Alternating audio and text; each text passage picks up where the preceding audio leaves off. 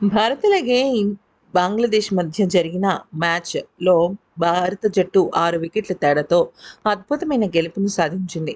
గురువారం ఏకపక్షంగా సాగిన మ్యాచ్‌లో భారత జట్టు అత్యద్భుతమైన ప్రదర్శన చేసింది. కానీ బంగ్లాదేశ్ కూడా భారత జట్టుకు మంచి పోటీనే ఇచ్చిందని చెప్పుకోవాలి.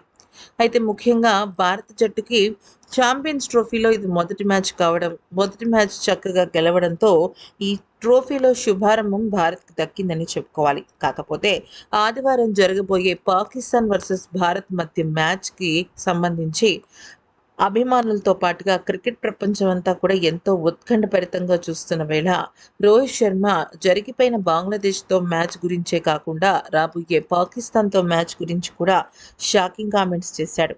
మరసలు ఇంతకీ రోహిత్ శర్మ ఏమన్నాడంటే, మేము ఛాంపియన్స్ ట్రోఫీ లాంటి ఐసీసీ టోర్నమెంట్స్‌కి బరిలోకి దిగాలి అంటే, మమ్మల్ని మేము ఎంతలాగా సిద్ధపరుచుకొని బరిలోకి దిగుతున్నామనేది మాకు మాత్రమే తెలుసు. ఎందుకనంటే, ఒక ఆటగాడికి క్రికెట్ అనేది ఎంత ఇంపార్టెంటో, తన చుట్టుపక్కలున్న పరిస్థితులు, ఫ్యామిలీ, ఎమోషన్స్ అన్నీ కూడా చాలా ఎక్కువగా ప్రభావితం చేస్తుంటాయి. అయితే మేము డ్రెస్సింగ్ రూమ్‌లో ఎంతో అనుభవాన్ని సంపాదించుకుని, మేము బరిలోకి దిగుతుంటాం. అయితే ఈరోజు మేము గనక గమనించినట్టయితే, చాలా సుదీర్ఘమైన సమయం తర్వాత షమి మళ్ళీ ఎంట్రీ ఇవ్వటం మాకు చాలా ఆనందంగా ఉంది. దానికి తోడు 5 వికెట్లు తీశాడు, దుమ్ము రేపాడు అంటే అది ఇంకాస్త ఆనందాన్ని తీసుకొచ్చి పెడుతోంది. ఇకపోతే బంగ్లాదేశ్‌తో ఈరోజు జరిగిన మ్యాచ్‌లో గిల్ అలాగే కేఎల్ రాహుల్ ఇద్దరూ చాలా అద్భుతంగా ఆడారు. పిచ్ చాలా నెమ్మదిగా ఉంది. అటువంటి పిచ్ మీద కూడా వాళ్ళు అదరగొట్టారని చెప్పొచ్చు. ఇక నేను ఈరోజు అక్షర్ పటేల్ హ్యాట్రిక్ క్యాచ్‌ని మిస్ చేశాను. అది చాలా తప్పు. ఎందుకనంటే అది చాలా ఈజీ క్యాచ్. బహుశా నేనది పట్టి ఉండుంటే స్టాండర్డ్స్ వేరే రకంగా ఉండేవి. మా ఆట తీరు కూడా వేరే రకంగా ఉండేది. కాకపోతే ఇక అక్షర్ పటేల్‌కి నేను సారీ చెప్పాను. బహుశా రేపొద్దున్న డిన్నర్‌కి తీసుకెళ్ళాలి. రేపు రాత్రి డిన్నర్‌కి తీసుకెళ్ళాలి అంటూ కొంచెం హాస్యాస్పదంగా మాట్లాడాననమాట. అంటే హాస్యాన్ని పండించే విధంగా మాట్లాడడం జరిగింది.